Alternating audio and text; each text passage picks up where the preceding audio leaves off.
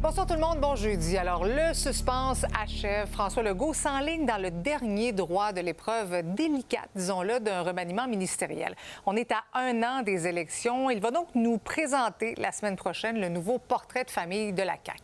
Déjà, on sait que la ministre Andrée Laforêt n'en fera pas partie. Elle préfère tenter sa chance au municipal. Les oppositions claironnent que ça sent la fin de régime. Jean-François, donc, le premier ministre a décidé de repousser la rentrée parlementaire de 2 semaines.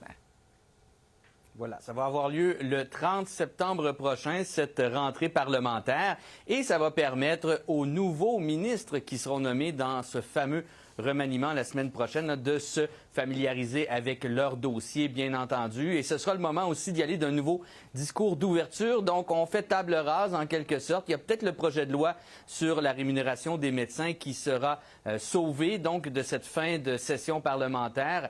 Mais sinon, les autres projets de loi, dont le 97 sur le régime forestier, pourrait disparaître. Pour ce qui est des gens qui seront appelés à changer de chaise, si on veut, il y en a plusieurs qui étaient dans des conférences de presse aujourd'hui, mais qui n'ont pas voulu se mouiller. Ça va être une décision très difficile pour le premier ministre. On joue dans l'humain ici. On joue dans des personnes en qui il a eu confiance pendant longtemps.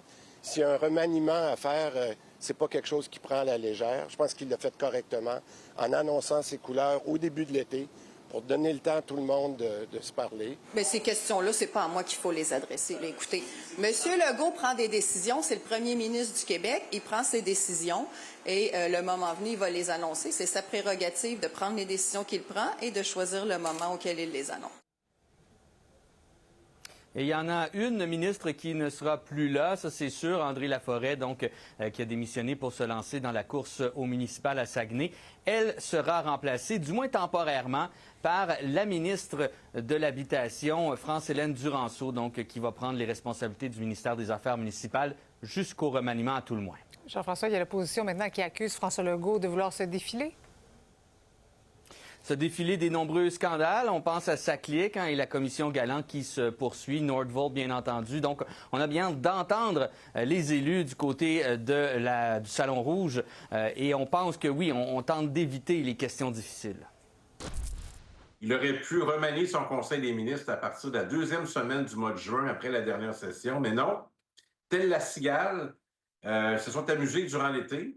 Et là, quand vient le temps de commencer, quand les classes reprennent, il n'est pas prêt, puis il retarde toute l'école. Ce que les Québécois ont besoin, c'est un gouvernement responsable qui traite des enjeux prioritaires pour les Québécois, pas d'un gouvernement qui fait diversion, qui fuit, qui ne veut pas répondre aux questions. C'est comme s'il décidait de fermer la démocratie. Pour nous, à Québec solidaire, on l'a mis en garde dès la semaine passée contre cette idée-là.